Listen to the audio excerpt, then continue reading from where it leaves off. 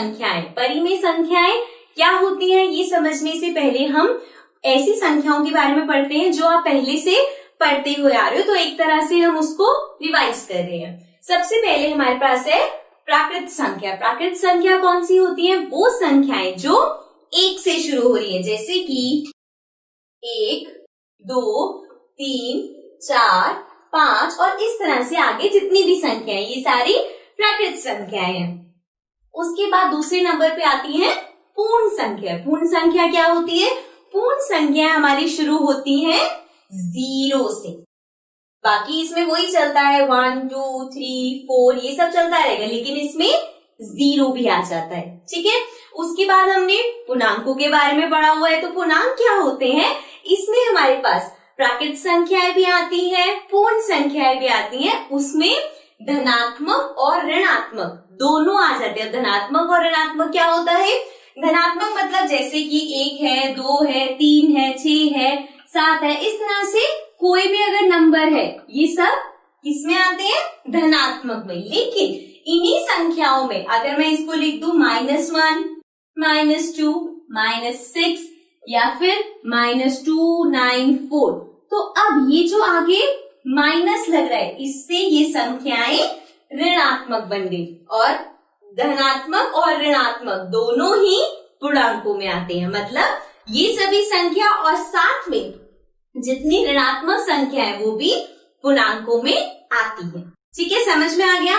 तो ये तो हमने जो पढ़ा हुआ था वो रिवाइज किया। अब बात जो हम कर रहे हैं परिमेय संख्या। परिमेय संख्या भी हमने पढ़ा हुआ है। परिमेय संख्या होता है ऐसी संख्याएं जो कि P/Q इस तरह से होती है, मतलब एक भिन्न के रूप में होती है। जैसे कि अगर मेरे पास है 2/3, तो ये 2/3 हमारा परिमेय संख्या है, क्योंकि वो भिन्न की तरह है। इसी तरह से अगर मेरे पास है 6/9, तो ये भी एक परिमेय संख्या है। और इसके साथ साथ अगर मेरे पास मान लो सिर्फ 7 लिखा हुआ है, तो क्या 7 परिमेय संख्या होगा? अब देखो ये P/Q में तो नहीं दिख रहा, लेकिन अगर इस 7 को मैं 7 में 1 लिख दूं, तो आप देखोगे कि ये अब क्या बन गया?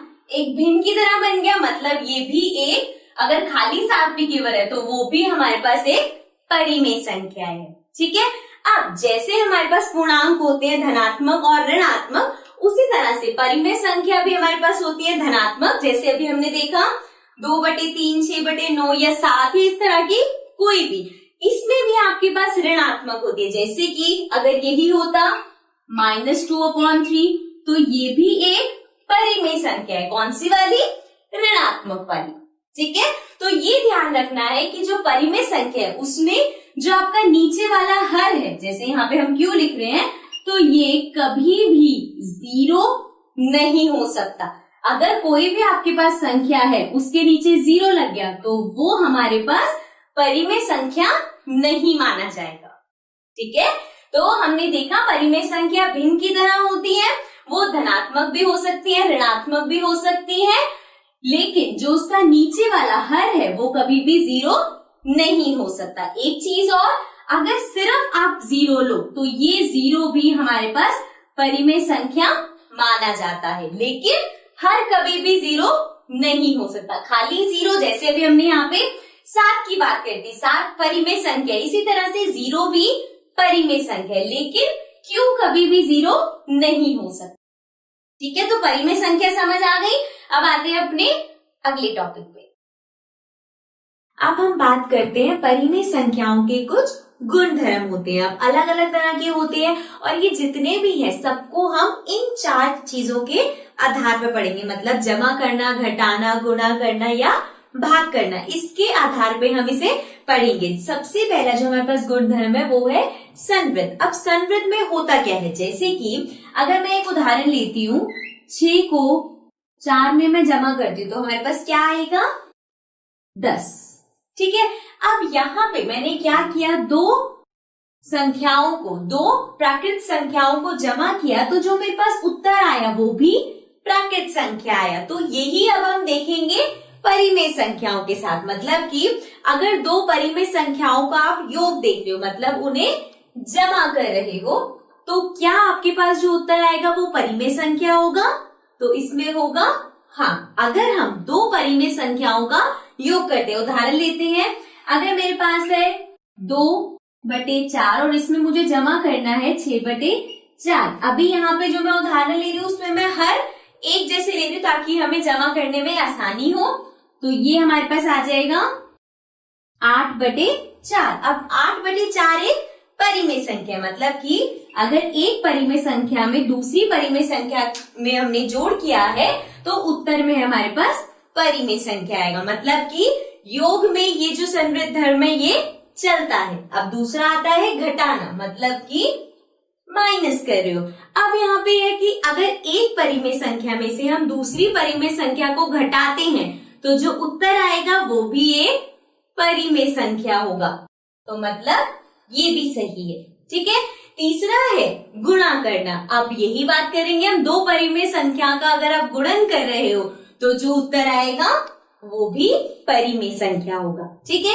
अब आखिरी है विभाजन करना। अब यहाँ पे ध्यान देना, यहाँ पे बात करेंगे कि एक परिमेय संख्या को दूसरी परिमेय संख्या के साथ भाग कर रहे हो तो क्या उत्तर में परिमेय संख्या आएगा। वैसे अगर आप कोई भी उदाहरण लोगे तो उत्तर में परिमेय संख्या आएगा, लेकिन यहाँ पे ये ध्यान रखना है कि जिससे हम भाग कर रहे हैं वो 0 नहीं होना चाहिए। जैसे कि अगर हम एक उदाहरण लेते हैं,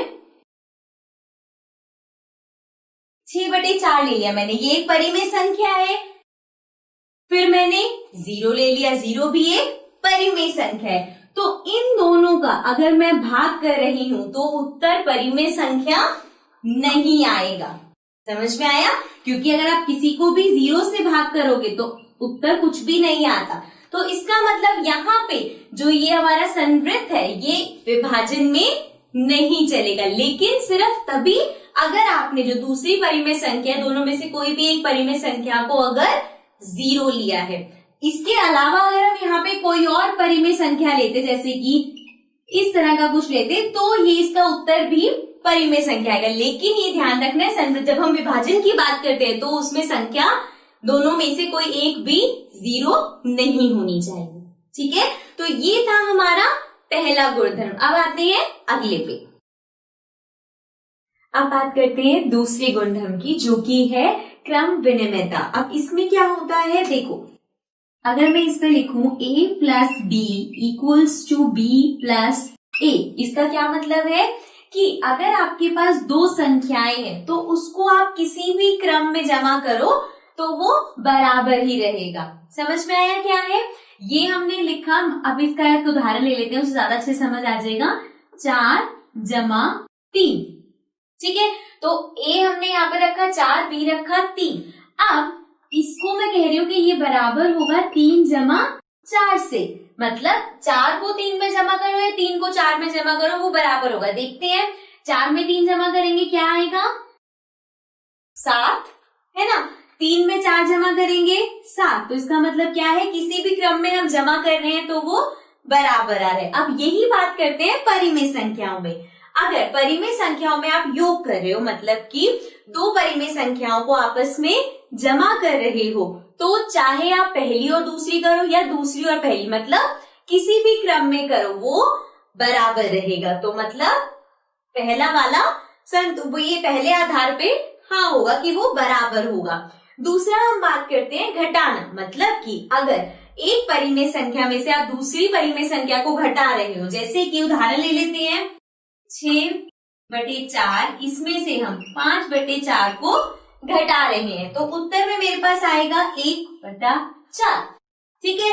इसी का ही अगर मैं उल्टा कर दूं, मतलब 5/4 में से 6/4 को अगर हम गुणा करेंगे, अगर हम घटाएंगे तो मेरे पास आएगा -1, क्योंकि 5 में से 6 करोगे, 6 बड़ा है तो ये मतलब ये दोनों बराबर नहीं आ रहे। चाहे यहाँ पे संख्याएं बराबर है लेकिन ये धनात्मक है और ये ऋणात्मक है, मतलब आपस में बराबर नहीं है। तो मतलब क्रम विनिमयता घटाने में नहीं चलती, ठीक है।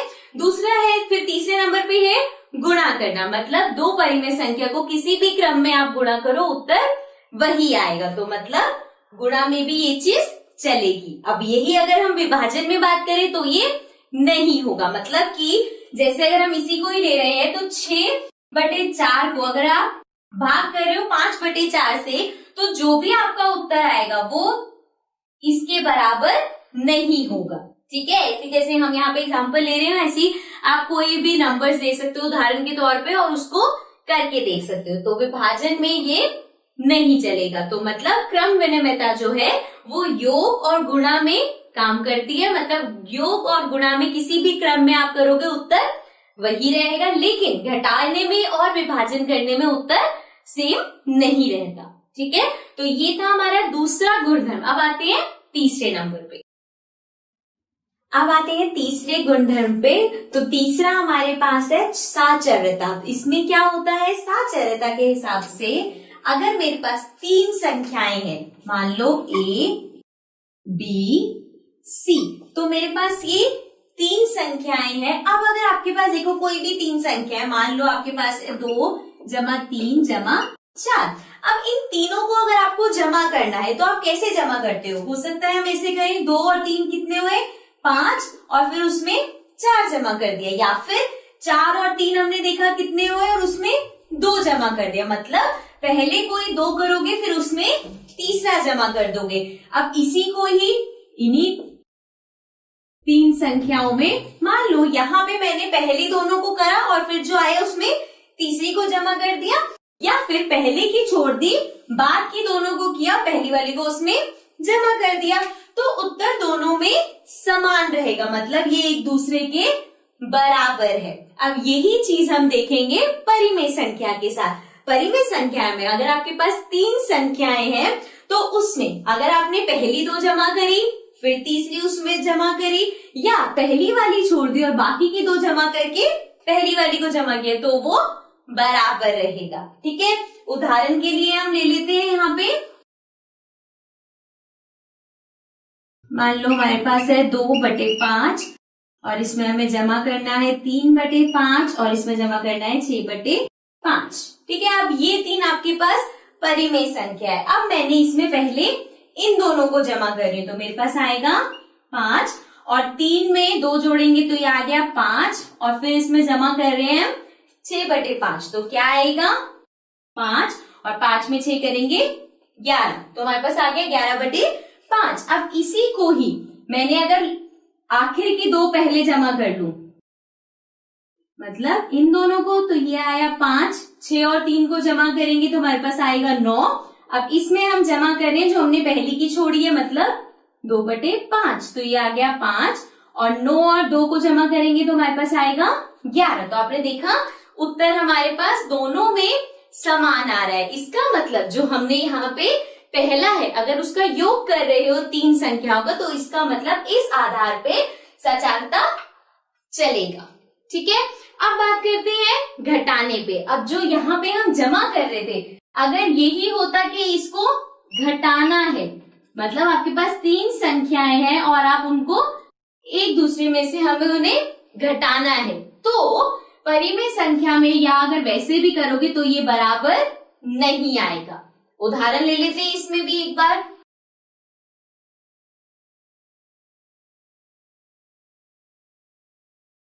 आसान से हम यहाँ पे संख्याएं ले लेते हैं 6/7, 8/7 और 2/7, इस तरह से लेते हैं। अब इन तीनों को आपको घटाना है, तो मान लो पहले हम इन दोनों को ले रहे हैं तो ये आ जाएगा, यहाँ पे हम हर बराबर इसलिए ले रहे हैं ताकि छोटा सा उदाहरण हो गया, आपको बस समझाने के लिए ले रहे हैं। तो ये आ गया 7, 6 में से 8 गए 2 लेकिन माइनस का, और 7 में ये आ गया। ठीक है, अब माइनस माइनस प्लस हो जाएगा तो 2, 3, 4, 4/7 लेकिन माइनस का। अब यही चीज अगर हम इस तरह से करते, वही उदाहरण लिख रहे हैं, अब हम इन दोनों को ले रहे हैं पहले, तो कैसे करेंगे, तो ये हम पहले इन दोनों को ले रहे हैं, ये आ गया 7, 8 में से 2 गया 6, ये आएगा प्लस का 6/7, ये आ गया 7, और अब इन दोनों को करेंगे तो ये आ गया 12/7। तो आप देखोगे ये दोनों बराबर नहीं है। इसका मतलब है कि जो हमारा सहचरता है वो घटाने में नहीं चलता।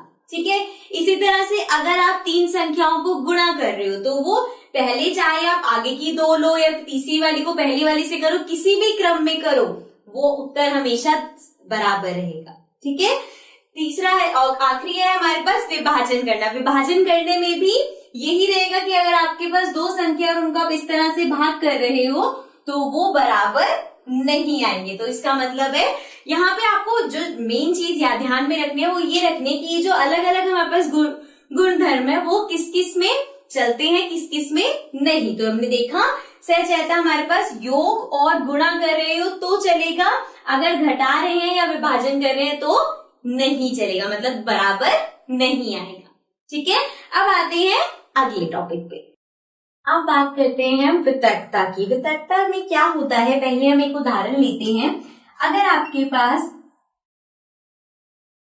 इस तरह से दे रखा है तो इसको आप कैसे इसको हल निकालोगे, तो हम क्या करते हैं, ये बाहर 4 है और अंदर कोष्टक में हमारे पास है x + 6। तो हम क्या करते हैं, इस 4 को पहले x से गुणा करते हैं, फिर उसमें जमा करते हैं 4 को 6 से गुणा करके। जैसे कि 4 को x से करेंगे तो ये आएगा 4x, फिर जमा करना है तो यहाँ पे जमा लिखा हमने, और अब 4 को 6 से गुणा करेंगे तो हमारे पास आएगा 24। तो ये आ गया 4x + 24। इस तरह से हम करते हैं। अब यही चीज हमारे पास परिमेय संख्या में भी हो सकती है। जैसे कि अगर आपके पास है a/b और इसको गुणा करना है c/d + e/f। अब ये जो यहाँ पे a/b, c/d और e/f है, ये सब एक उदाहरण की तरह मेरे परिमेय संख्या है। तो अगर आपको इसका हल निकालना है तो हम a/b को पहले गुणा करेंगे c/d से, तो a/b को गुणा करेंगे c/d से और फिर उसमें जमा कर देंगे, क्योंकि यहाँ पे जमा चिन्ह है तो इसको जमा करेंगे a/b को e/f से गुणा करके। तो इस तरह से हम इसका उत्तर निकालेंगे। अब ये जो हम पहले इससे कर रहे हैं गुणा, फिर इससे गुणा कर रहे हैं, इसको हम बोलते हैं वितर्कता करना। ठीक है। तो इस तरह के अगर हमारे पास कोई भी प्रश्न होगा तो हम उसका जो हल है इस तरह से निकालते हैं। अगर जैसे यहाँ पे जमा था, अगर इसकी जगह यहाँ पे ये होता तो हम क्या करते, वही होता ही, इसको इससे गुणा करेंगे फिर इसको इससे गुणा करेंगे, लेकिन नीचे जो हम जमा कर रहे हैं इसको फिर घटा देते। ठीक है। तो चाहे ये जमा का हो घटाने का हो, दोनों में इसी तरह से करना है कि बाहर वाला अंदर जितने भी है उनसे गुणा होगा। ठीक है। अब आते हैं अपने अगले टॉपिक पे। अब जो हमारे अगले टॉपिक है उनका नाम है योज्य प्रतिलोम और गुणात्मक प्रतिलोम। अब ये दोनों होते क्या है, पहले बात करते हैं योज्य प्रतिलोम की। अब इसकी जो आपके पास प्रश्न आएंगे वो किस तरह से आ सकती है, हो सकता है आपको एक परिमेय संख्या दी जाए, जैसे कि उदाहरण के तौर पे हम ले लेते हैं 6/11। अब इस आपको परिमेय संख्या का योज्य प्रतिलोम लिखना है। तो योज्य प्रतिलोम कैसे लिखोगे आप, अगर आपके पास जो संख्या दे रखी है वो धनात्मक है तो उसको आप ऋणात्मक बना दोगे, अगर ऋणात्मक है तो उसको धनात्मक बना दोगे। कैसे, जैसे ये 6/11 हमारे पास धनात्मक है, इसके आगे कोई चिन्ह नहीं है, मतलब ये प्लस माना जाएगा, मतलब ये क्या हो गई धनात्मक। तो इसका ऋणात्मक क्या होगा, -6/11, मतलब कि 6/11 का अगर आप योज्य प्रतिलोम लिखोगे तो वो -6/11 आएगा। इसी तरह से अगर -2/3 इसका आपको लिखना है तो क्या हो जाएगा, वो 2/3।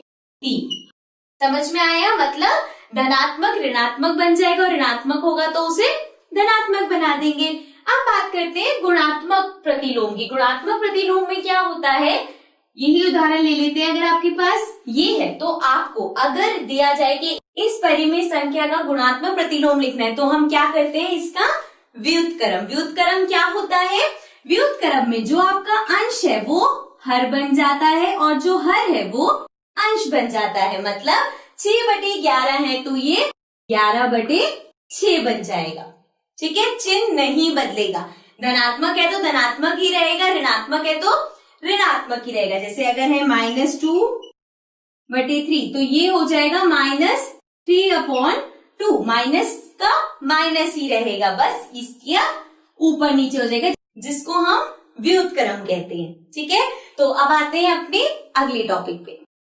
अब हम बात करते हैं, अगर आपको परिमेय संख्या को संख्या रेखा पे अंकित करना है तो कैसे करेंगे। देखो, परिमेय संख्या हमें पता है भिन्न की तरह होते हैं, तो जैसे हम भिन्नों को अपनी उस संख्या रेखा पे करते हैं उसी तरह से हम परिमेय संख्याओं को भी अंकित करते हैं। अब रेखा सबको पता है, संख्या रेखा इस तरह से होती है जिसके बीचों बीच हमारे पास 0 होता है और इस तरफ आपके पास धनात्मक संख्याएं होती हैं और इस तरफ आपके पास ऋणात्मक संख्याएं होती हैं। ठीक है, तो अब हमें मान लो हम एक उदाहरण ले लेते हैं 2/5। अब इस 2/5 को आपको इस वाली संख्या रेखा पे खींचना है, अंकित करना है, तो हम कैसे करेंगे। सबसे पहले हमें देखना पड़ेगा कि ये 2/5 किन दो संख्याओं के बीच में आता है, तो उसके लिए हम क्या करेंगे, इसका भाग कर देंगे। तो 5 को 2 से भाग करेंगे तो हमारे पास क्या आएगा, ये हो गया 0, यहां लग जाएगा बिंदु, ये हो जाएगा 20, फिर ये हो जाएगा 4, तो मतलब हमारे पास आ गया 0.4। अब 0.4 का क्या मतलब है, 0 से थोड़ा सा ज्यादा। अब 0 के बाद क्या आता है, 1 आता है, मतलब ये जो हमारी परिमेय संख्या है ये 0 और 1 के बीच में आएगी। तो हम यहाँ पे अब रेखा बनाते हैं इस तरह से, यहाँ 0 ले लेते हैं क्योंकि अभी हमें इन दोनों के बीच में ही बनानी है, तो सिर्फ 0 और 1 ले रहे हैं हम। अब आपको क्या करना है, नीचे देखो हर हमें 5 दे रखा है, तो ये 0 से लेके 1 के बीच में इसको 5 भागों में बांट देंगे। तो ये हो जाएगा 1 2 3, तो ये हो गया 1 2 3 4 5, 5 भागों में हमने इसको बांट दिया। अब ये जो पहला वाला है ये होगा 1/5, फिर 2/5, 3/5, 4/5 और ये 1 आ जाएगा 5/5, जो कि कट के 1 होता है। तो हमें क्या अंकित करना था, 2/5, जो कि है यहाँ पे।